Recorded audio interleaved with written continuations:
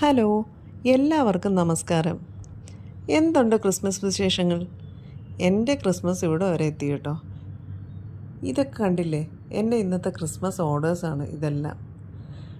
ഇതിൽ കുറേ എണ്ണം ഓൾറെഡി ഡെസ്പാച്ച് ചെയ്തു, പിന്നെ കുറേ എണ്ണം പാക്ക് ചെയ്ത് വെച്ചേക്കാണ്, പിന്നെ കുറേ എണ്ണം ഇനി പാക്ക് ചെയ്യാനുണ്ട്, കുറേ എണ്ണം ഓവനിലിരിക്കുകയാണ്. ഓർഡർ വരുന്നതിനനുസരിച്ചാണ് നമ്മൾ ചെയ്ത് കൊടുക്കുന്നത്. കുറേ എണ്ണം ആദ്യം ബൾക്കായിട്ട് ചെയ്തു, അതിനനുസരിച്ച് ഓർഡർ വന്നതിനനുസരിച്ച് അതെല്ലാം പോയി കഴിഞ്ഞു. പിന്നെ ഉള്ളത് ഓർഡർ തരുന്നതിനനുസരിച്ചാണ് ചെയ്ത് കൊടുക്കുന്നത്. കുറേ ആളുകൾ ഒരു മാസം മുന്നേ ഓർഡർ ചെയ്ത് വെച്ചിട്ടുണ്ട്.